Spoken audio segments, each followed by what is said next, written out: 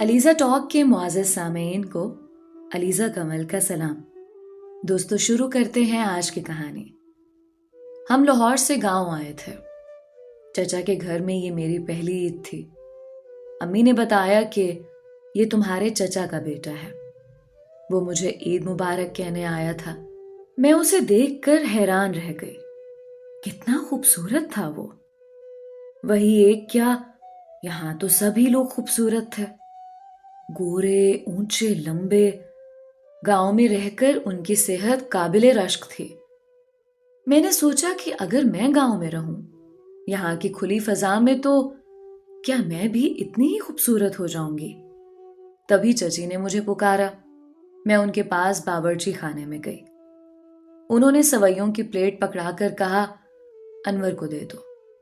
मैं सवैयों की प्लेट लेकर गई तो उसने मुझे अपने पास बिठा लिया। कहा कि तुम भी मेरे साथ खाओ। उसने प्लेट मेरी तरफ फेर दी। प्लेट में एक ही चमचा था। मैंने सवालिया नजरों से चमचे की तरफ देखा तो वो हंस दिया। मुझको उसकी हंसी बहुत अच्छी लगी। वो एक खुश मिजाज लड़का था। पढ़ने के लिए लाहौर आना चाहता था। तभी चचा ने हमारे घर के नजदीक एक मकान किराए पर ले लिया। एक दिन अनवर अपने सहन में दरख्त के नीचे कुर्सी डाले बैठा इम्तिहान की तैयारी कर रहा था कि मैंने पूछ लिया, ये फरहाना कौन है जिसका नाम आपकी कॉपी पर लिखा है? उसने कहा कि जिसके पास मरहम ना हो उसको जख्म दिखाना बेवकूफ़ी है। वाकई मरहम मेरे पास नहीं है। मैंने उसको जवाब दिया, वो तो उसी के पास होगा जिसने जख्म लगाया होगा। उस दिन के बाद वो बहुत संजीदा हो गया। मुझे भी दूसरों की जुबानी पता चल गया कि फरहाना उसकी पहली मोहब्बत थी, जिसको उसने बुरे किरदार की वजह से अपनी जिंदगी से निकाल दिया था। अनवर का घर हमारे घर के बराबर में था। मैं रोज ही वहां जाती, उसकी किताबों पर लिखे हुए शेर पढ़ती और जवाबी शेर लिख देती। उसने कभी मुझे इस हरकत पर ना टोका और ना कोई जवाब दिया। मैंने जान लिया कि वो एक अच्छा इंसान है, हर आजमाइश में पास है। मुझे उस पर एतमाद हो गया। अब्बू अनवर को बहुत चाहते थे। वो भी मेरे वालिद पर जान निसार करता था। हमारे घर आकर अब्बू के साथ खाना खाता था। अगर वो ना आता तो अब्बू उसे बुलाने खुद चले जाते। वो उसके बगैर खाना नहीं खाते थे। ताया और भतीजे की ये मोहब्बत देखकर सबको यकीन हो गया कि वो उसको जरूर दामाद बनाने वाले हैं। इम्तिहान से फारिग होते ही अनवर को अब्बू ने कहा कि अब तुम सर्विस कर लो। तब उसने मुलाजमत तलाश की और ड्यूटी पर जाने लगा। जैसा मेरे वालिद कहते वो वैसा ही करता था। दिन में काम पर चला जाता और रात को हमारे घर आ जाता। जब कोई करीबी रिश्तेदार लड़का घर वालों के इतना करीब हो तो देखने वालों को यकीन हो जाता है कि इस कुर्बत में मजीद कोई रिश्ता नाता जुड़ने वाला है। मुझे भी यकीन हो गया कि वालिद मेरी शादी उसके साथ करने वाले हैं। इस वजह से मेरे दिल में उसके लिए जगह बन गई। उन्हीं दिनों जब मैं अनवर के साथ मुस्तकबिल के सुहाने ख्वाब देख रही थी, अचानक अब्बू को दिल का दौरा पड़ा और वो फौत हो गए। उनकी वफात का सदमा मुझसे बर्दाश्त ना हो पा रहा था। मैं बीमार पड़ गई। रात को काफी देर तक रोती रहती, यहाँ तक कि खाना पीना भी मुझसे रह गया। तब अनवर ने बड़ा हौसला दिया, मेरी हिम्मत बंधाई, आंसुओं की जगह मुझे मुस्कुराहट बख्शी।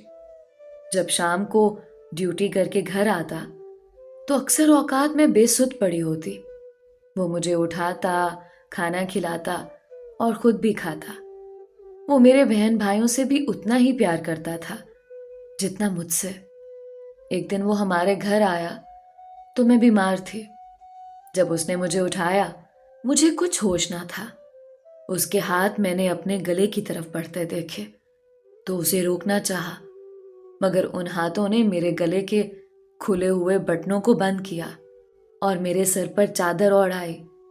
इस वजह से मेरे दिल में उसकी इज्जत ज्यादा हो गई। वो कोसों दूर भी होता तो मेरी आवाज पर लब्बैक कहता। उसने उस वक्त हमारे साथ खुलूस के रिश्ते कायम किए जब अपनों ने भी मुंह मोड़ लिया था, जब वालिद साहब की वफात के बाद कोई सहारा ना रहा था। बाज औकात ऐसा वक्त भी आ जाता है जब इंसान को दौलत की नहीं, खुलूस की जरूरत होती है। अनवर के पास गरचे दौलत ना थे, मगर उसने अपने मन की दौलत हम पर निछावर करके हमें खोया हुआ सुकून अता किया था। उसके इखलास से मुतासिर होकर मैंने अपनी सहेली के जरिए उसे ये पैगाम दिया कि वो मुझसे शादी कर ले ताकि हमें सहारा मिल जाए। तब दोनों भाई भी जेरे तालीम थे और हमारा कोई सहारा ना था। तुम्हारे रिश्ते की बात तुम्हारी वालिदा ने अपने भाई के घर चला रखी है। माँ को नाराज मत करना। मैं बेवा ताई की दिल आजारी नहीं चाहता, इसलिए खामोश हूं, उसने जवाब दिया था। इस जवाब से मेरी दिल शिकनी जरूर हुई, मगर जब ठंडे दिल से गौर किया तो समझ गई कि वो मेरे लिए ना सिर्फ एक अच्छा दोस्त है, बल्कि उसने मुझे माँ बाप, भाई बहन जैसी शफकत और प्यार भी दिया है। वो दिल से मुझसे प्यार करता था, मगर मुझको परेशान नहीं करना चाहता था। मामू के घर से इनकार हो गया तो अम्मी खामोश होकर बैठ गई। मुमानी से उनकी नहीं बनती थी, उन्होंने ही मेरा रिश्ता लेने से इनकार कर दिया। अब हालात साफ थे, लिहाजा अनवर ने हर कदम पर मेरा साथ देने का वादा कर लिया। उसके बाद अब्बू के घर वालों की आंखें खुल गईं। वो गहरी नींद से बेदार हो गए। बुरे वक्त में हमारे सगे चचा भी साथ छोड़ने लगे कि अब जायदाद की तकसीम का मसला सामने आने वाला था। उन्होंने अनवर को हमारे घर आने से मना कर दिया। अनवर ने उनको नाराज तो कर लिया, मगर हमारे घर का रास्ता ना बदला। हम रोजाना एक दूसरे से मिलते, मुस्तकबिल के बारे बातें करते। अब हम अपनी मंजिल को पाने के लिए तपती धूप के मुसाफिर हो गए। मंजिल को पा लेने की खातिर मुख्तलिफ रास्ते तलाश करते रहते। मेरे घर में सबको पता चल गया कि हम दोनों शादी करना चाहते हैं। अम्मा चूंकि अनवर को पसंद करने लगी थीं, वो उसको घर आने से मना नहीं करती थीं। 3 साल गुजर गए। नई जिंदगी के ख्वाब आंखों में बसाकर कभी सोते कभी जागते, पल पल गिनते थे कि कब वो दिन आएगा जब हम शादी के पाकीज़ा रिश्ते में बन जाएंगे। मंजिल जब वाज़े हो तो थकावट नहीं होती, मगर हमारे साथ तो दुश्मनों के साए भी चल रहे थे। उन दिनों अनवर मुझसे बार बार एक सवाल करता था कि क्या जब कोई लड़की मर्द से प्यार करती है तो वो ज़हनी या दिली तौर पर किसी और मर्द के काबिल रह जाती है। मैं सिर्फ आपके लिए बनी हूं, शादी करूंगी तो आपसे। फिर मैं ऐसे सवालात के बारे में क्यों सोचूं? अनवर को मैं यही जवाब देती। एक दिन अनवर ने मेरी अम्मी से कुछ बातें की। अम्मी ने ना जाने क्या जवाब दिया कि वो हमारे घर से मूड ऑफ करके चला गया। मैंने अनवर से राब्ता किया। उसने बताया कि पहले तो तुम्हारी अम्मी मुझसे तुम्हारी शादी पर राजी हो गई थी, क्योंकि उनके भाई के घर से इनकार हो गया था। अब फिर भाई ने उनको मना लिया है और दोबारा बेटे के रिश्ते के लिए मिन्नत समाजत की है। तो ताई जी का इरादा मेरी तरफ से बदल गया है और उन्होंने मुझे कहा है कि मैं ताज का रिश्ता उसे ही दूंगी जिसके साथ बचपन से बात तय कर दी थी, यानी अपने भतीजे असफन यार से। असफन तो मेरी नजर में परले दर्जे का कुत्ता था, जिसकी जहनियत ही खराब थी। वो बेहिस दिल का मालिक था, जो बेगैरती को अपनी इज्जत समझे। वो बेकार इंसान ही होता है। पहले खुद मुझसे शादी से इनकार किया, फिर इकरार करने लगा। अनवर मेरे बड़े भाई के पास गया। उन्होंने जवाब दिया कि वो लोग हमारे दुश्मन बन गए थे। हम खुद ये चाहते हैं कि कोई ऐसी बात हो कि वो हमारे रास्ते से आप ही हट जाए। خاندانی طور پر ہم ماموں کو نہیں چھوڑ سکتے۔ اب پھر یہ بے غیرت بن کر ہمارے در پر آ گئے ہیں۔ امی کو پھر سے شیشے میں اتار لیا ہے اور میں امی سے جھگڑ نہیں سکتا۔ اسفند ان کا بھتیجا جو ہوا، اب بتائیے میں کیا کروں؟ جب انور نے میرے دوسرے بھائی سے بات کی، اس نے بھی کہا، انور بھائی، امی ضدی ہیں، میری نہیں مانیں گی۔ اگر ہم نے رشتے سے انکار کیا تو ساری ننیالی برادری ہماری دشمن بن جائے گی، جبکہ ابو کا سایہ ہم کھو چکے ہیں۔ آپ کے والد بھی ہم سے کنارہ کش ہیں، وہ اگر ہمارے اور آپ کے ساتھ ہوتے تو بھی ہم مضبوط ہو جاتے، مل کر ننیال سے ٹکر لے لیتے۔ ماموں والے بھی ہیں تو ہمارے مخالف، مگر ہم ماں کی خاطر مجبور ہیں کہ والدہ کے بھائی کا معاملہ ہے۔ اب آخری امید انور کو اپنے گھر والوں سے تھی۔ وہ ان کے پاس گیا تو انہوں نے بھی ساتھ نہ دیا۔ کہنے لگے کہ تمہاری تائی کے سارے بھائی ہمارے دشمن بن جائیں گے، اس معاملے سے بچ کر ہی رہو تو بہتر ہے۔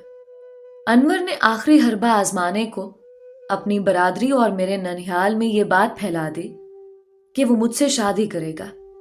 اگر اس کی والدہ اور بھائیوں نے سیدھی طرح رشتہ نہ دیا تو مجھ کو بھگا کر لے جائے گا۔ یہ باتیں انور کی بھابھی کے ذریعے مجھے پتا چلیں۔ اس کے بعد میرے گھر والوں نے مجھ پر سختیاں شروع کر دیں۔ اب میں انور سے مل بھی نہیں سکتی تھی۔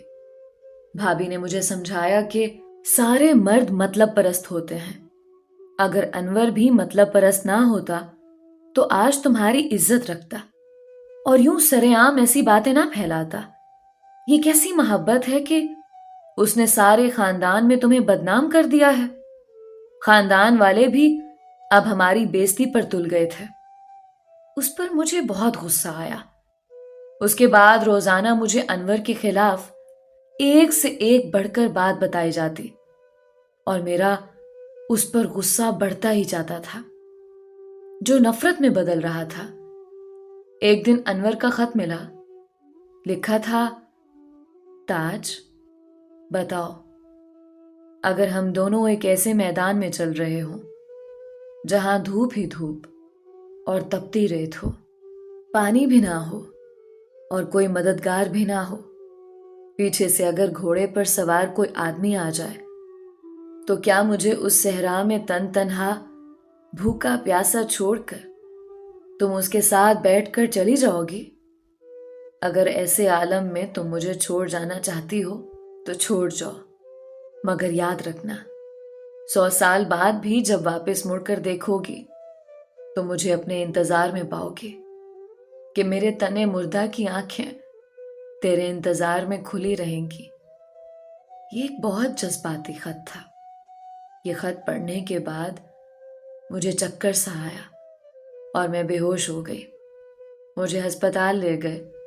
میرا چھوٹا بھائی انور کے پاس گیا اور اس کو بتایا کہ تاج ہسپتال میں ہے۔ وہ مجھے دیکھنے آیا۔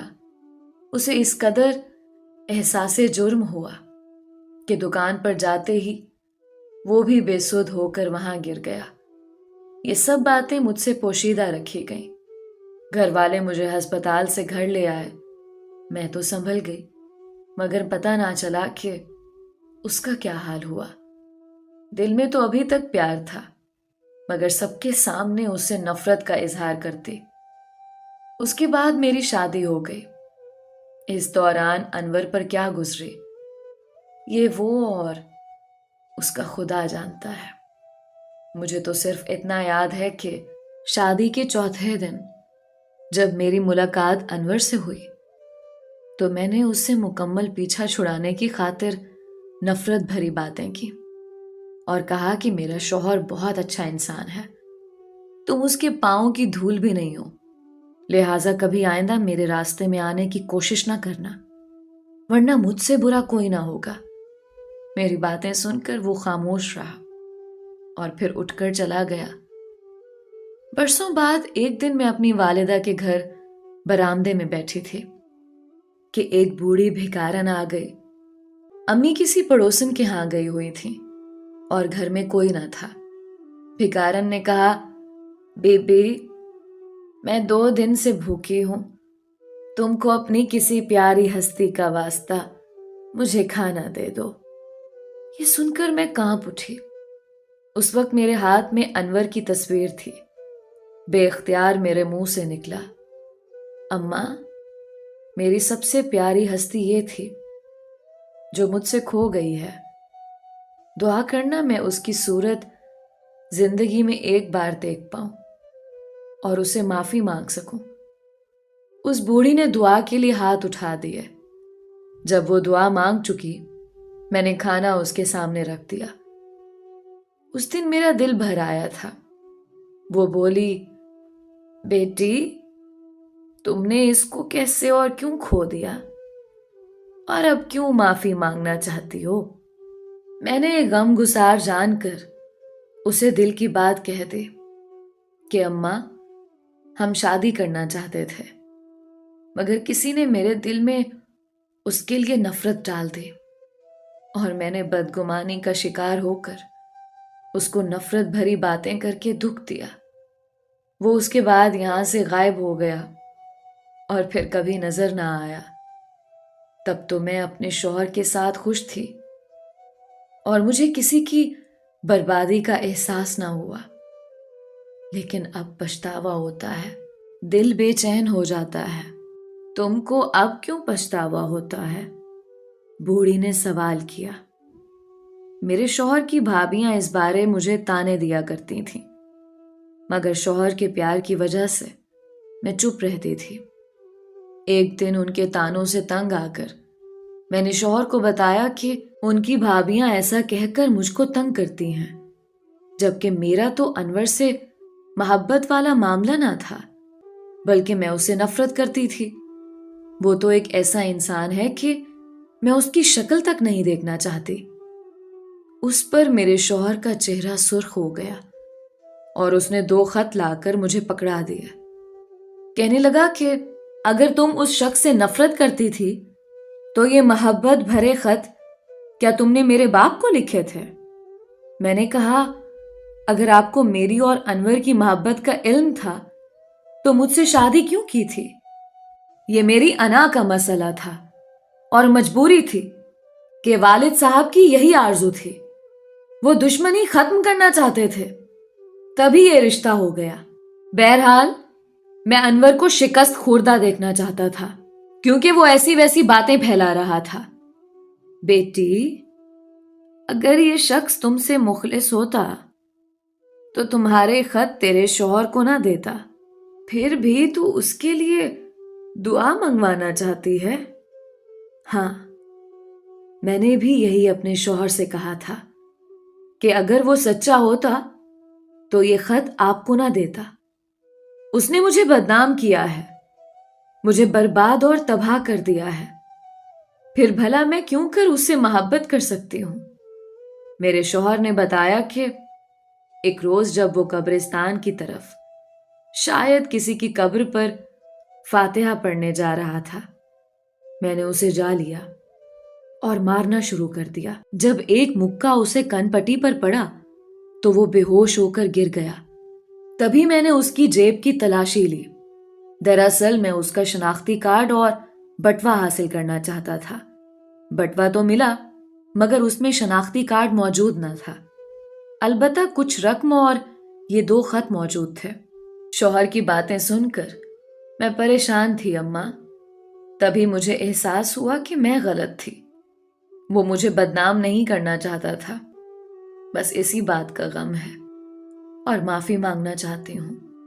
खानदान में जो गलत बातें फैली वो अनवर ने नहीं बल्कि असमन ने फैलाई थी, ताकि मैं उसे गलत समझूं। उसकी भाभी ने भी झूठी बातें मुझे लगाई।